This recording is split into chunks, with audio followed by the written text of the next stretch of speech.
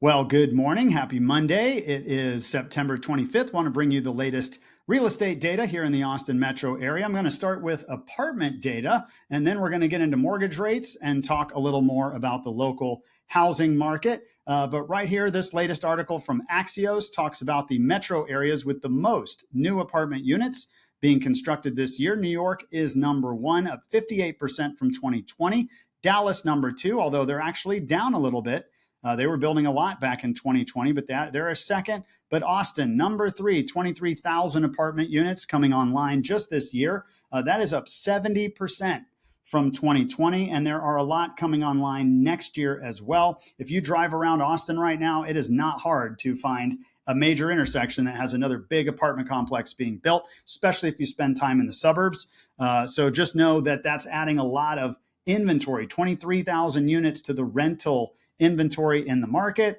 You're definitely going to feel it if you're in the apartment space, but even if you are in single family or duplex, if you're in an area where you may compete with apartments, just know that's going to put some downward pressure on demand because it's going to spread out the tenants among many more units to rent. Ultimately, it will get absorbed in the market because Austin is growing very fast. But right now we have lower demand, both for sale and in the rental market. People aren't just moving around as much.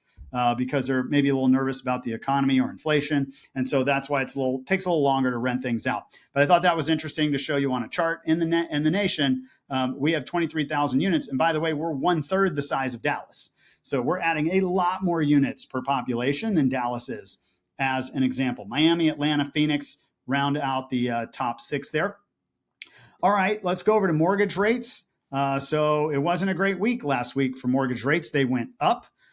So the Federal Reserve did not raise their rate, but in their language last week, they talked about they're going to most likely keep their rate at this level or even higher for longer, which means well into next year. And what that does is the bond investors and the mortgage-backed securities investors say, well, we want more yield then. What that does is they want a higher yield, which comes out of bonds and mortgage rates. They want to pay a little less for that product, which makes the yield go up. And so we're sitting about just under 7.4% as of last Friday. So that's the 30-year fixed rate. Want to show that to you on a chart. So this is the rates. We go all the way back to July. This line at the bottom is 6.75%. This one right here is 7%. The last time we were below that was late July. So we've now been a full 2 months above 7%. And you can see how volatile it's been. It's gone all the way up to 7.5, then all the way back almost to 7. But basically, since we got to about the beginning of September, we've been at about a 7.25 or higher. So we've been 7.25 to 7.5 on a primary rate without any points or anything. And so we're really watching that. It's almost got to 7.5 last week, and then it came down just at the very end of last week, down to about 7.4. But mortgage rates still trickling up, and it's putting more downward pressure. It's just removing buyers out of the market or pushing them to a price point that they don't want to buy. And the buyers are going to say, I'll wait till next year. So if you're a seller in the market right now, just know the number of buyers is slowly dwindling out of the market because of higher mortgage rates. All right, so this is a chart that we got. This is 5-year trends in the Austin metro area. The latest month that we have, I believe, is August. Yeah, August 2023. So I'm going to move myself over there. So this is number of homes sold in all the MLS areas. So the latest month was August. We sold just under 3,000 homes in August. And the peak of 2020, we sold 3,800 in 2021. But we're sitting around 2,939. But you can see the orange line is fairly below kind of the pandemic years, and we're coming back in line. This is the second half of 2022, this blue line, and you can see it kind of dropped right there when the interest rates went up, and now we're kind of going to be more on that track in terms of number of homes sold. Sales volume is price, but you can see we're coming in lower than the last 3 years in terms of volume on properties. Median sales price. All right, so this is where's the market really? Where's the price compared to where it was in the pandemic and also before the pandemic? This is why we are an equally disappointing market. The sellers are sitting right here, and they know they can't get the prices they could have got the last 2 years. They're selling a little below that price, and some of that this year is because of interest rates, because you can see, and we're kind of in line with 2021, but as the interest rates go up, it drops the number of sales, which drops the median home price. But yet we're still significantly up over 2020 and 2019, way up. We're at least 130,000 or more over where we were just a few years ago.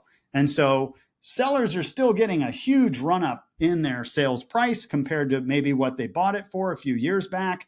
And the buyers are going to have to pay that price. And I'll show you some data to support that in a minute. But at the same time, the buyers are disappointed because they have to pay these huge interest rates and have to come up here and buy that house at that price. So it's really kind of an equally disappointing market right now. Average sales price kind of trending pretty close to what we saw in 2021, which is that purple line. Total listings, this is inventory. So you can see we are at a higher point than at any point in the last 5 years and still climbing. Last year, interest rates, when we had the big run up, you can see how much we went from the lowest inventory of all time up to the highest inventory in the last decade, and we're above that. So this year, we've started with high interest rates. We've stayed in high interest rates. We're kind of setting a new inventory bar, but still we're about 10,000 homes right now. And at some point later in the year, you can see it always drops off. So what's going to happen is as we get into October, November, and December, some homes will sell and some sellers are going to go, I'm done, I'm out, and they're going to start taking their homes off the market. Either way, the number of listings will start to crest at some point. But last year it waited till October. We'll see if that happens again this year. And then months of inventory for the all MLS areas, same chart. We're way up from last year, which was way up from 2019, which was significantly up from the pandemic. So we have 4 times basically as many homes today for sale at any one time than we did during the pandemic. And that's why buyers are getting a lot more choice right now. This is Williamson County. I'll fly through it quickly, but it matches a lot of the same sales volume, median price hanging with the median there. A little bump on average sales price. They're a little below on inventory. Why? Because Williamson County has a more affordable price point, and there's probably a flight to affordability. When you have downturns, when you have high interest rates, there's a little more flight to affordability. So Williamson County is probably selling a little better than expensive Travis County, but months of inventory still building. Here's Travis County. You can see our sales are way down and matching 2022. Sales volume is below 2022. Median sales price kind of hanging in there with 2021. Average sales price a little up. Total listings higher. Months of inventory way higher. Here's 2022. Here's the peak of inventory. Look how much inventory we have. We have 4 months of inventory. Last time at this year, we had 2.7, and in the pandemic, we had 1. So we're well over 4 times as much inventory as we had at the end of 2021. All right, want to bring you back finally to the MLS. So this is a chart. In fact, I'll make it a little bigger for you. Let's see if I can do that. Give me 1 second. There we go. All right, so this is a look at the original price, not the ultimate list price, but where did you start at the very beginning versus the sold price. So this even factors in price reductions, meaning, hey, I started at 500, I reduced it to 470, and ultimately it sold at 470.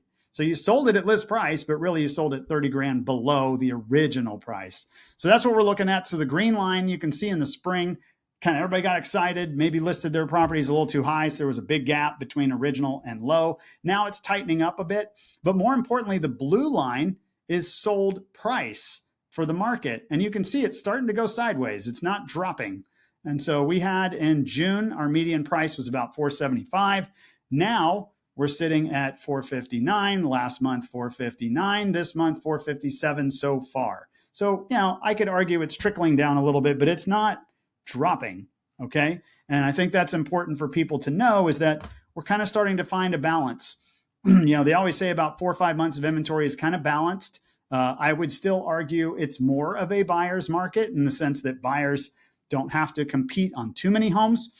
So they get more of an opportunity to start a negotiation with a seller. They might start a little lower in price and negotiate up. But generally, the market is kind of just starting to sit there at a price. I do think it will go down a little more over the remainder of this year, just because I think sales are going to slow down, interest rates are high, and inventory is going to stay high enough that sellers are going to have to keep doing some price reductions through the winter. But ultimately, I think we're getting much closer to the floor than where we were at the ceiling. And I expect next year we'll start to trend sideways. I wanted to go back to this chart. Let's see if I can go back up to the top Let's go to median sales price. So, the low point for this year on median sales price was 435. Right now we're sitting at 460. And the beginning of the year, we were at 450. So we're about 10,000 off where we started the year. We haven't really gone that far. We had a run up in the spring, but really we're going to trickle back down. I think we're going to end the year somewhere between 430 and 450, which means we've had a pretty flat year. And I predicted that at the very beginning of the year. I kind of am sticking with that now. I think we're going to end somewhere flat. If you're selling right now or selling in the fourth quarter, expect that the market is going to see the median price slowly come back down. So it's not going to be a massive drop, but it is going to slowly come back down. If you are a buyer right now, you're also equally disappointed because buyers think they want to hope the market's crashing and they can really put these massive low offers in, and it doesn't work that way either. Sellers will negotiate with you, but you have to be within range. And they're looking at comps too. Sellers can see what other properties are selling for, how long it's taking. So they're starting to get some pretty realistic expectations as well. Anyways, that's how we're looking as we shape up and start heading into October. Next week will be October. But if you want to go in more detail and watch all of our weekly videos, you can even go back to my one at the very beginning of January. If you want to see my 5 predictions, you can check out all our videos at Ryan Kelly Group. On YouTube.